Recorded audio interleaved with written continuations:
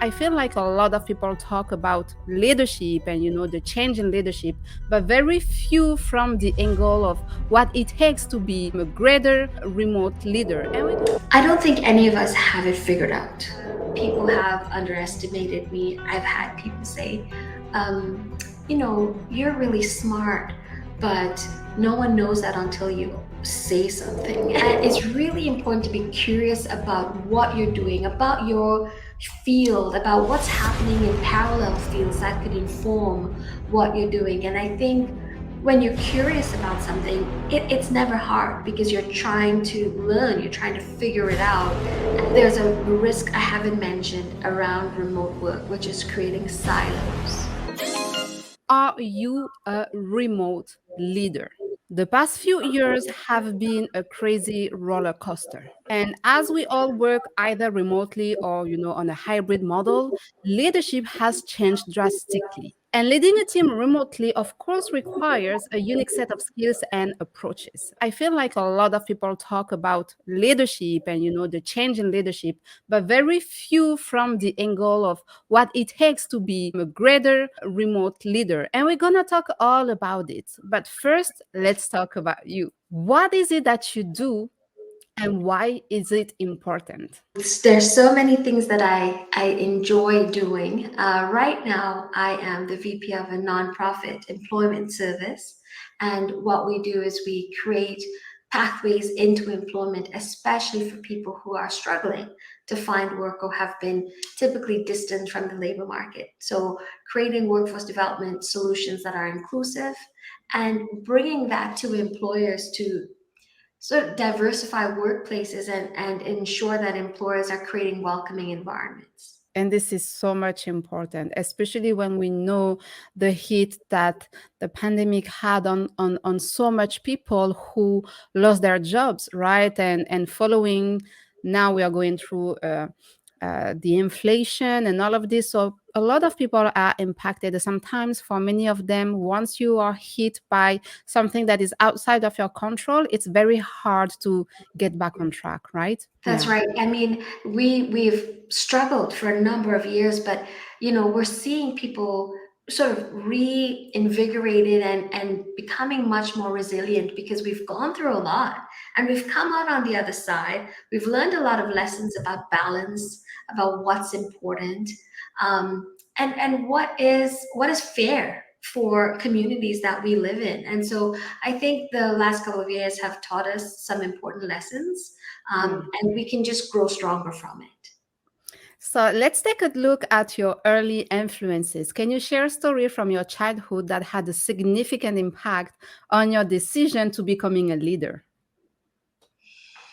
One of I think for many people, children growing up, one of their early influences would be teachers, their teachers, and being surrounded by a lot of female teachers.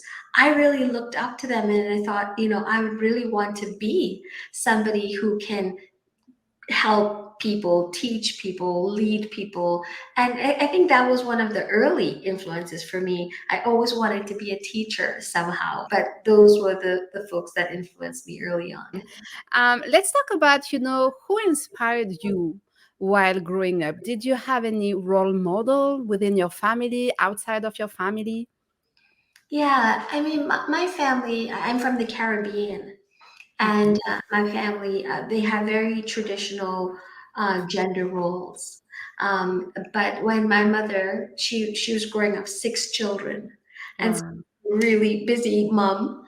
But when she immigrated to Canada, she really sort of stepped into a career that I had never seen that in my family. She started working for the court system and really went back to school and took her career seriously, and that became sort of an example for my sister and I to follow.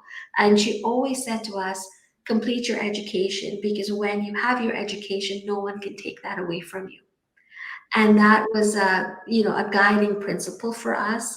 We never really got serious in relationships and things until we finished our education, because we knew that that was a milestone in our life before we could take on other bigger milestones. That's powerful. And you said within your family there was those gender typical roles, right? So how or why did your mom decided to make things differently for herself and then for her daughters? Yeah, I really, I think first it's probably out of necessity, but second it's because it's you have something to contribute, and I think when you are not fulfilling your potential, there's a burning inside of you that you urge to do something more, and really become who you are. Who you truly are. And I think that that was a driving force for her. Her children were grown at that time. And so, it was time for her to step into who she really is. And Mhm. luckily, we were able to see that and see her blossom.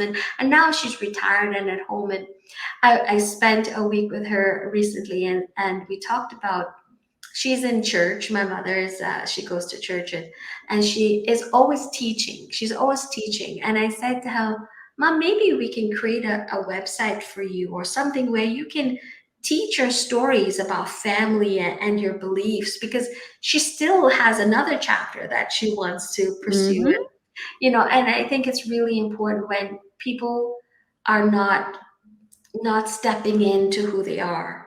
Like, they really need to honor themselves by thinking about, why am I here? What is important to me? What's burning inside of me? Because I really need to become aligned with who I am for me to feel good about myself.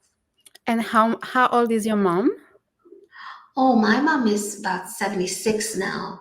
And now she feels like she can write a new chapter to her life. Yeah, How powerful is that? Right? absolutely. It's never too late. I love that, because it's probably very similar in the Caribbean. I was born and raised in France, and I can find some similarities in North America, where for women, you have to have achieved certain milestones by a certain age.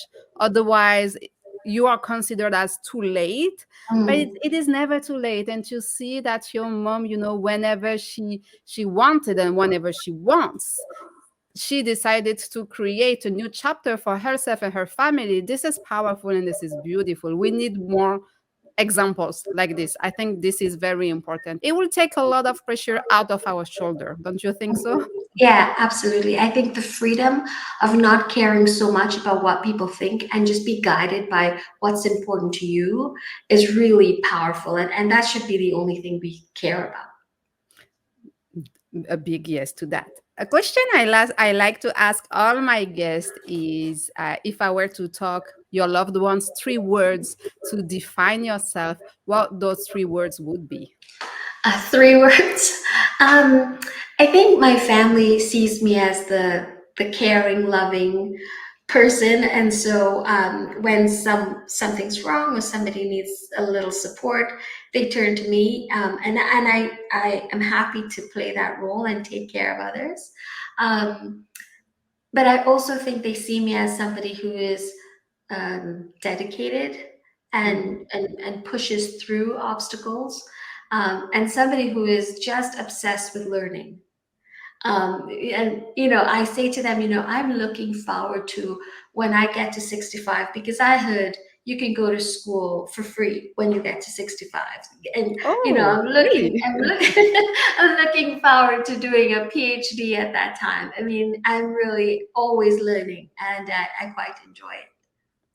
Do you think that this constant need for learning has contributed in a significant way to climbing the ladder and becoming a VP? Yes, in a formal and an informal way. And I think we could focus on the informal, because I think that's much more powerful when you have a sense of curiosity.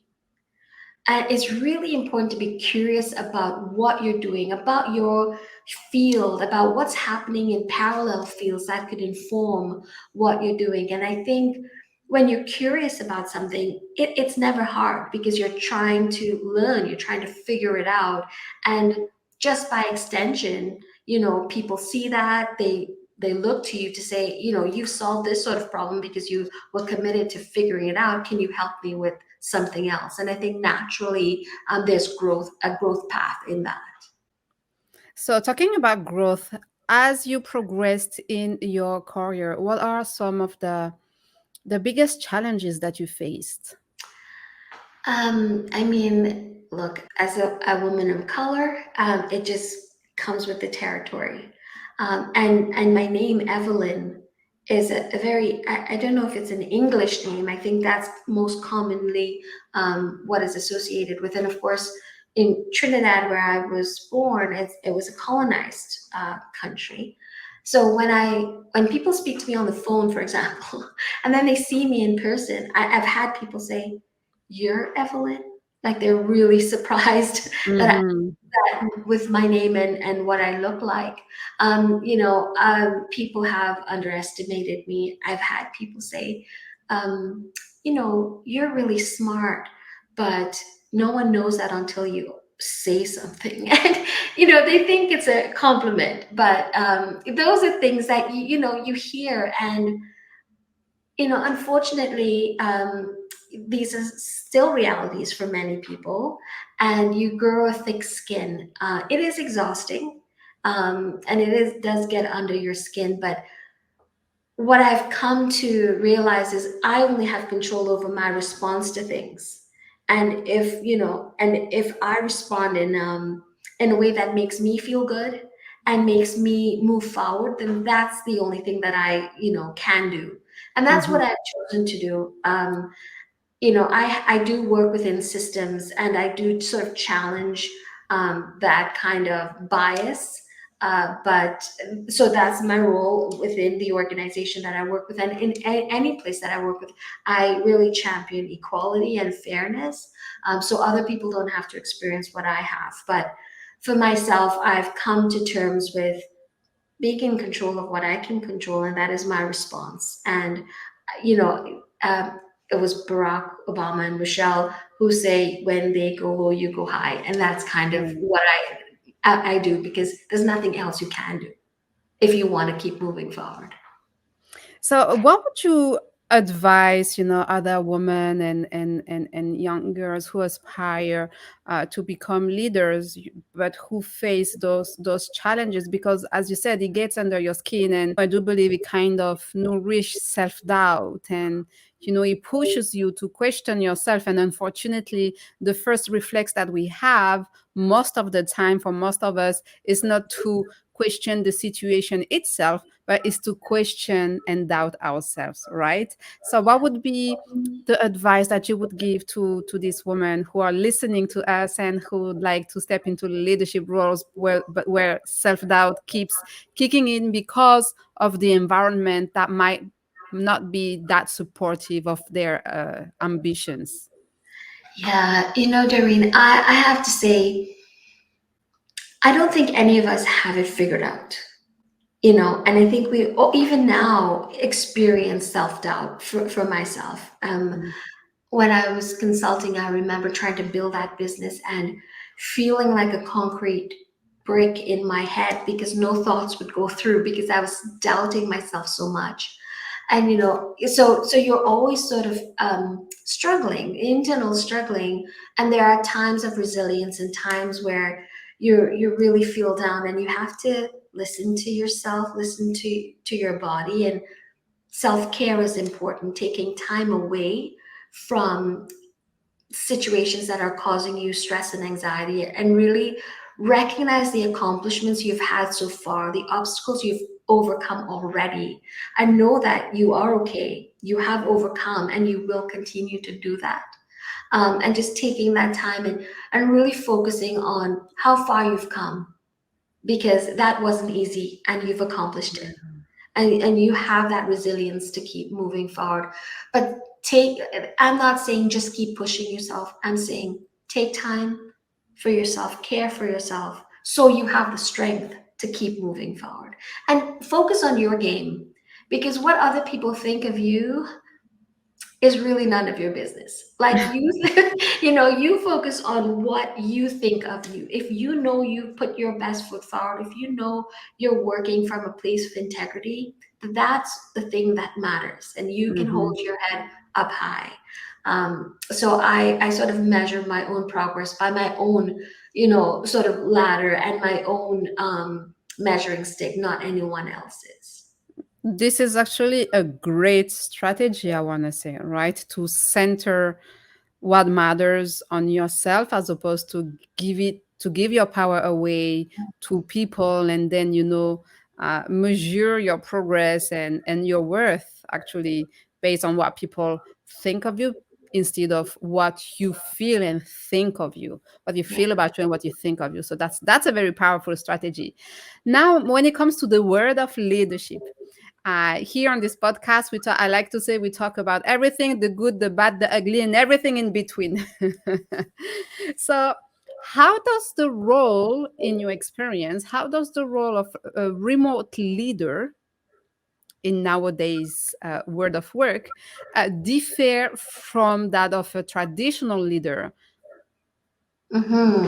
if there is any difference? Oh, I think there are many, many differences, and I think it really does challenge one's leadership because in person with human connection, it's you're in the present, you're physically there together. People read your body language, they feel your energy, they know that you are concerned, you care, you're there for them.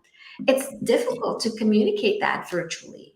And so I think you really need to be able to articulate that, spend time. Remote doesn't mean disconnected, it means more connection, more communication is required. So I think that there can be a challenge, but when you know that you're there for your people, you humanize the experience. And I think that's really important in remote leadership that people know they can connect with you when they need to, Hmm. they can reach out when they need to. But there's also that side where it's causing a lot of burnout. So you also have to care for people, not just by telling them so, but by ensuring you give them structure, you give them balance, so you're protecting them from burnout and just being on call all of the time. So I think remote leadership does cause you to put your thinking and your philosophies into actual practice and policies about how you support a team remotely. Hmm. Studies have shown that while diversity brings a huge potential and fresh perspectives, it also presents unique challenges regarding teamwork and collaboration. And especially, if the people who join a team have never met their colleague in person, right? And they only feel like they are very different from each other. Uh, like it looks like it is harder to feel included and cared for. So in that given context, keeping the motivation for the big goal, to reach the big goal all together and working more productively is more complicated. So how can remote leaders foster a sense of belonging among their teammates, even in the absence of physical proximity? Yeah. I'm often surprised by how many leaders nowadays talk about, this remote thing is not working. People need to come back into the office for them to work Mhm. well together and for us to connect. And I'm always reminded of how IT companies have been doing this for ages, and global companies have been working for ages, and it is about intentional, frequent connection. And so, but you could have water cooler moments in Zoom, right? You could have those kinds of socials and getting people to get to know the commonalities between themselves and each other.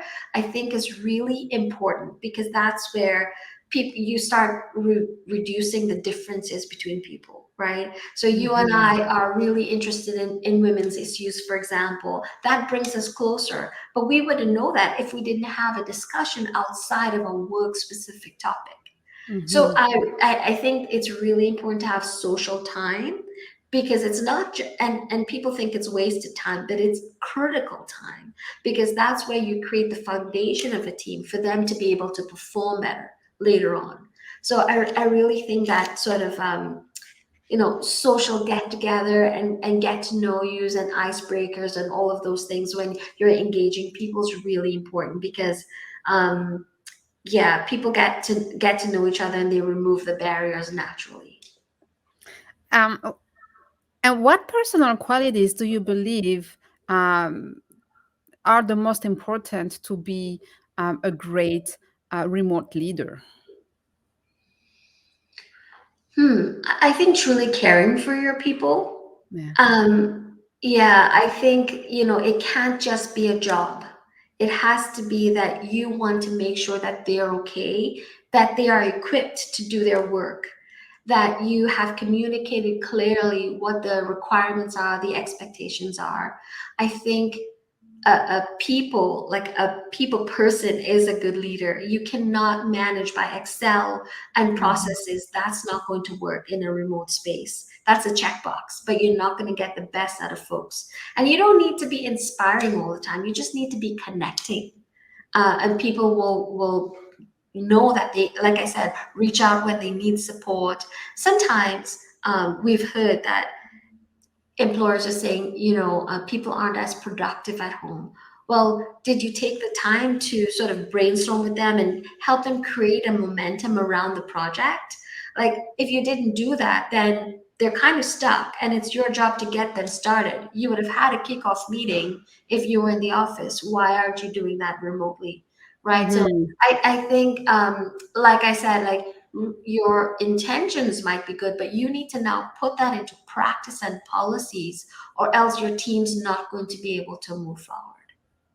And I believe it does require a lot of emotional intelligence, right? Hmm. Because the question is, how do you figure out how to read the mood of the people on your team without even working near them? Hmm. Hmm. Yeah, that's such an important point. There are these, of course, you have to have one-on-ones with your teams, right? You have to spend that one-on-one time with people. But I think it's really important to try to read their body language. Who's not providing input, who's not sharing ideas, who's not communicating on Slack or Teams, because then you see those are signs of disconnection. Those are signs of people not feeling that they're part of something. And so it's not just reading the body language or what people say, because you write an email and you could totally misinterpret that email, right?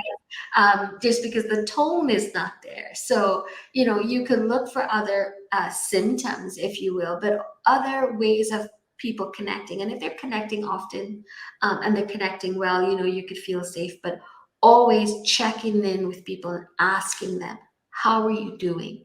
Right? Not just how are you doing at work, but how are you doing personally? And also how do you see success happening? What's the progress Hmm. looking like for you? And getting people's input. There are introverts and extroverts, and we've always managed them differently. We've always led them differently. We need to do that here as well. And if there was one thing that you have shared a lot of valuable lessons and strategy during the span of 30 minutes, which is great. Thank you for that. But for some people that might be or that might feel they may feel overwhelmed, right? So if there was one thing that you would advise remote leaders to implement today or at least as possible, what would that be? Yeah, there are many. There are many, but certainly there's a risk I haven't mentioned around remote work, which is creating silos, Hmm. right? And because, the water cooler moments tend to break down those silos, but ensure that you have cross-functional meetings from different departments so people know what's happening. You may not be able to cover all of that in a town hall.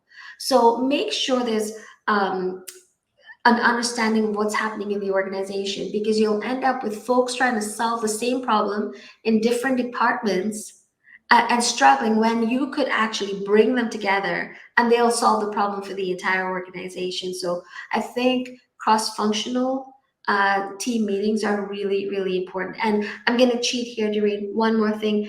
Your Please. point, your point about emotional intelligence is really critical. People are burning out because remote leaders are not connecting with them and really finding out how they're doing. And I think that we have to stop looking at it as a time taking up time. It's critical in order to equip people to perform better and to Mhm. perform well and to feel connected. So I think that is a critical piece for remote leaders. Yes, it is indeed. And there is this eternal debate: are leaders born or made? Hmm. This is not the debate we are going to have today, but what I do believe if leaders are made, and some of them are born with certain capacities, but now that we are transitioning into a new world of work, no matter the natural leader from within, you had to learn, and you have to still learn to adjust yourself in order to become a great remote leaders, because the skills that it requires are different, right? The dynamic also that you need to create is different, because as you said, when you are in person, people can feel your aura, they can feel your vibe, and they can feel your energy. We can do it somehow online, but of course it does not have the same impact, and it is not the same. And I can talk about it, going from being a keynote speaker, where I would share that energy, that vibes with the audience, having these two ways communication, and trying to replicate this online is completely different. And of course it is very, very hard. So no matter what your situation is, you can learn to get better as a leader. And I feel like the world of work, the way it is now, and the future of work, the way it is expected to be, offer that window of opportunities for all of us to maybe work on the same level and make an impact with who we are and what we have. That's so rightly said. I know that I have learned so much. I was an introvert. I was very quiet. And if you speak to my leaders and my seniors, they will tell you how much I have changed. But this remote work world and the future of work is about creating a better place for all of us, Mhm. really. And that requires you to actually care about our future and care about each other. And if you take that perspective, you're naturally going to become a better people person and therefore a better leader. Love it. Thank you so much, Evelyn, for your time and for the great conversation. So you take care, you stay safe. Evelyn, thank you so much. Thank And you. bye bye.